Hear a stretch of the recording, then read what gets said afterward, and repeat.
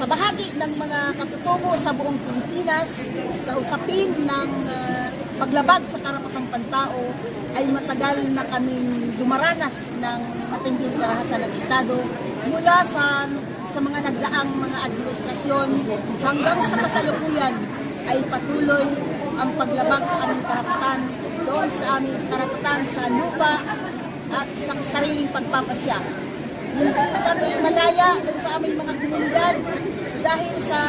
palagi pangangambang sa aming lupang ninuno sa likod ng imperialistang pandarambong sa mga likas na yaman na matatagpuan sa aming mga lupang ninuno. Ang mga kahirapan, ang paglabag sa aming mga karapatang pantao ay nagtulak sa amin na lumaban para patuloy na depensahan ang aming lupang ninuno.